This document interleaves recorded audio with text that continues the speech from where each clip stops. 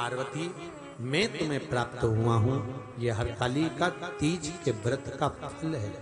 शिव जी कहते हैं पार्वती जो नारी हरतालिका तीज के व्रत का स्मरण करती है, फुलेरा जो बांधा जाता है उसमें 5 माला से ज्यादा माला लटकना चाहिए, 5 से कम नहीं। कितनी? जैसे माला जो लटकाते हो वो 5 से ज्यादा होना चाहिए। 5 तो जया, विषहरा, शामली बारी, दौतली, देव, इससे अधिक होगी चलेगा, पर इससे कम फुलेरे के अंदर माला नहीं होना चाहिए महाराज। दूसरा, फुलेरा जहां हरतालिका व्रत हो वहीं पर बांधा जाता है। हरतालिका तीज का व्रत एक ऐसा व्रत होता है जो मरते दम तक रहता है। इस व्रत को छोड़ा नहीं जाता। ये नहीं कि सियोर वाले गुरुजी ने कहा और अपन ने एक बार कर लिया और अगली बार वो व्रत गायब हो गया, ऐसा नहीं होता। हरतालिका तीज अखंड सौभाग्य के लिए, वंश वृद्धि के लिए, कार्य सिद्धि के लिए और कुंवारी कन्याएं उत्तम वर प्राप्ति के लिए, आनंद सुख के लिए करती हैं। ऐसा नहीं है कि केवल स्त्री ही करती है। जब नारी किसी कारणवश व्रत नहीं कर पाती तो पुरुष इस व्रत को धारण करते हैं। आप सब अपने हृदय से, मन से इस व्रत को कर कर अपने जीवन को सार्थक बनाइएगा। जो करते हैं, कितने लोग करते हो? जरा हाथ उठाइए। हरतालिका तीज इतने सारे करते हो? अरे वाह वाह, कर लो, प्रणाम प्रणाम, आपको बहुत बहुत नमन करता हूं, बहुत बहुत साधु। फुलेरा बांधते हो? नहीं, अब की बात बांधना। मंदिर में करते हो तो मंदिर में, घर में करते हो तो घर में।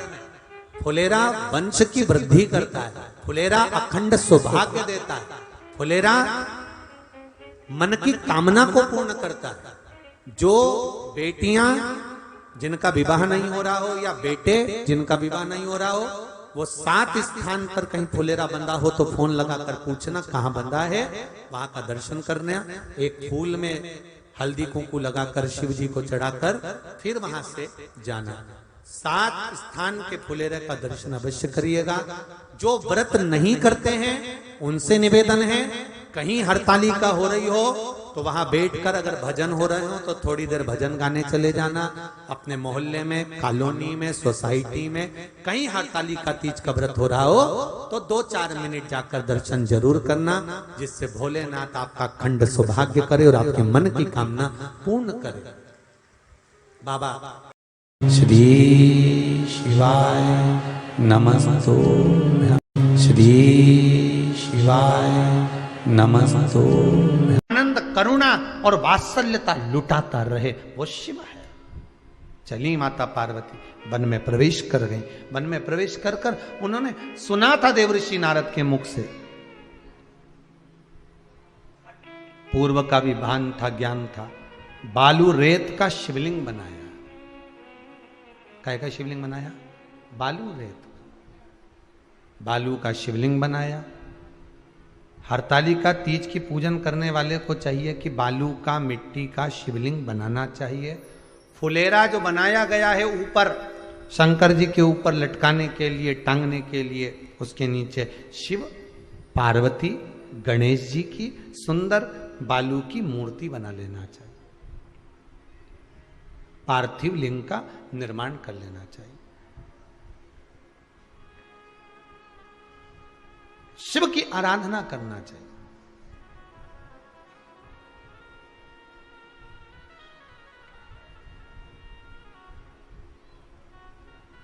जो फल आपके पास में हो शंकर को समर्पित करना चाहिए, पूजन करना चाहिए, आराधना करो।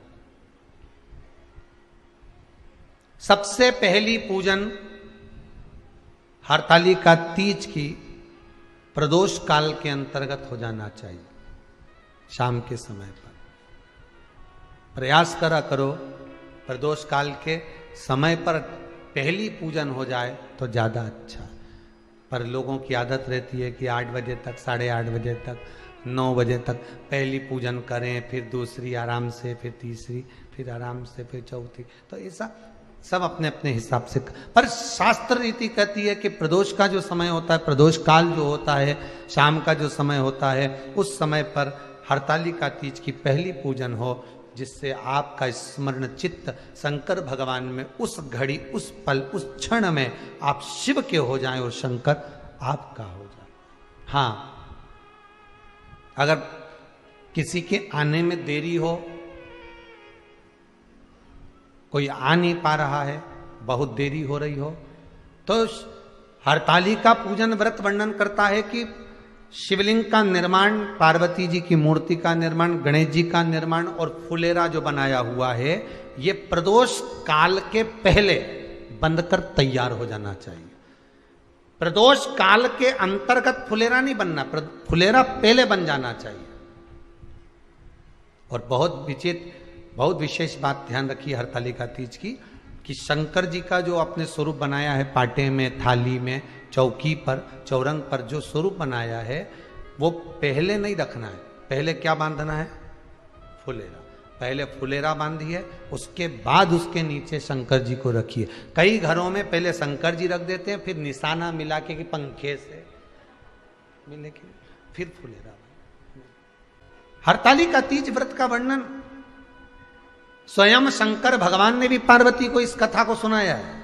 आप जब हरतालिका तीज की कथा सुनेंगे, पढ़ेंगे, आपके घर में अगर किताब होगी तो उसमें आप स्मरण करेंगे, तो उसमें भी वर्णन आता है। शिव से पार्वती जी पूछ रही हैं कि मैं आपको बार बार प्राप्त हुई हूं और आप मुझे बार बार प्राप्त हुए, ऐसा कौन सा व्रत है जिसके बल पर आप मुझे मिल रहे हो? तो शंकर भगवान कहते हैं वो है हरतालिका व्रत। हस्त नक्षत्र में जो तृतीया पड़ी है भादो के शुक्ल पक्ष, वो उसके फल से मैं मिला। अब जो हरतालिका तीज का पूजन करते हैं तो उनके लिए हो गया। अब दूसरे के लिए भी सुन ले।